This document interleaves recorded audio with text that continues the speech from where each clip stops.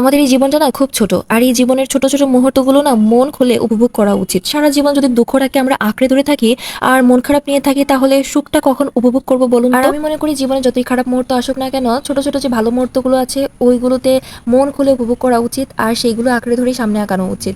তো hello everyone, it's me your Queenie and welcome to my page. অনেকদিন পর একটা ডেইলি ব্লগ নিয়ে আসলাম। আগের মতো আর ডেইলি ব্লগ নিয়ে আসাই হয় না। আর কতদিন পরে যে ডেইলি ব্লগ দিলাম। আসলে এখন তো আর বাসায় থাকা হয় না। বাসায় থাকলে টুকটাক ঘরের নিজের সংসারের কাজগুলো করলে তখন আর কি ভিডিও ভালো করে করা যাবে। আর কয়দিন পরে আবার ঢাকা ব্যাক করব, তখন চিরচেনা সেই সংসারের জালে আবার নিজেকে আবদ্ধ করে ফেলবো। তখন ওই বাচ্চা সংসার সবকিছু মিলিয়ে একটা ব্যস্ত সময় পার করবো। এখন বাবার বাড়িতে আছি কয়দিন, যে কয়দিনই আছি গায়ে একটু হাওয়া লাগিয়ে বেড়াই, কারণ বাবার বাড়িতে তো আর আমরা কাজ করি না, মেয়েরা আসি শুধু ঘোরাফেরা, খাওয়া আর ঘুমাতে, তাই না? ঘুম থেকে উঠেই চলে গেলাম ছাদে হাঁটাহাঁটি করতে। আসলে যখন বাসায় থাকি তখন এরকম সকালে ঘুম থেকে উঠে না হাঁটাহাঁটি করা হয় না। সাপান তখন ঘুমিয়ে থাকে আর সাপানের বাবা তখন অফিসে চলে যায়, আর সাপানকে রেখে তো আর আমার যাওয়া যাবে না, এই জন্য তেমন হাঁটাহাঁটি হয় না। যখন বাসায় আসি তখনই আমি সকাল সকাল ছাদে গিয়ে একটু হাঁটাহাঁটি করি আর কি।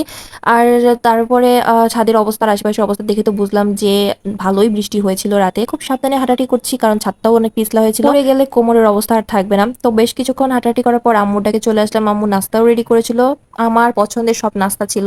আর সকালবেলায় আম্মু দেখলাম যে হালিম বানিয়েছে, আমাকে ডাক দেয় নাই। আম্মুকে বলছিলাম যে হালিম বানানোর সময় আমাকে ডাক দিতে, তবে আমি ঘুমিয়েছিলাম দেখে আম্মু আর আমাকে ডাক দিল না। তাহলে আম্মুর বানানো হালিমের রেসিপিটাও আমি শেয়ার করতাম। যাই হোক, হালিম তো সবাই আমরা বানাতে পারি, ওই একটু ভিডিও করা হয়ে গেল আর কি। আমার তো ভিডিওর অনেক অভাব এখন বলতে গেলে। নাস্তা করার পর চলে আসলাম স্কিন কেয়ার করতে। সত্যি বলতে স্কিন কেয়ার অনেক দিন হয়েছে যে আমি করি না, আর চেহারার অবস্থা একদম 12টা বেজে গেছে। সাফান অসুস্থ হওয়ার পর থেকে আর নিজের প্রতি আমি একদমই যত্ন নিতে পারি না, যার কারণে আমি নিজেও আরো বেশি অসুস্থ হয়ে গেছি। তাই আবার ঠিক করলাম যে না, নিজের প্রতিও আমার একটু যত্ন রাখতে হবে। যতই অলসতা আসুক আমার বা যতই আমার ক্লান্তি লাগুক না কেন, দিন শেষে নিজের যত্ন নেওয়ার মানুষ তো আর কেউ নাই, নিজেকেই নিতে হবে। আর এই যে চা কিন্তু একদম ঠান্ডা হয়ে গেছিল। আম্মু আমাকে অনেক বকা দিচ্ছিল যে চা একদম পানি করার পরে আমি এটা খাবো কিনা। তো আবার চা বানানোর পর আমি আবার ওইটা খেলাম। এরপরে এই দেখেন আম্মু কিন্তু রোদে শুকাতে দেওয়ার জন্য এগুলো বের করছিল। এগুলো কিন্তু ফুল পিঠা বা নকশি পিঠা, যেটা মানে আমরা এটাকে বলি ফুল পিঠা বা নকশি পিঠা। আপনারা এই পিঠাগুলোকে কি নামে বলেন বা আপনাদের এলাকায় এটা কি পিঠা নামে প্রচলিত, মানে নামটা কি সেটা একটু কমেন্টে জানাবেন।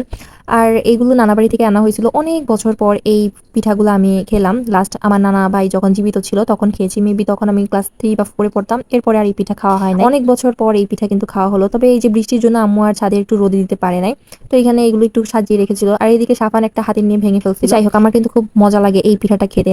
এরপরে দুপুরের খাওয়া দাওয়া করলাম।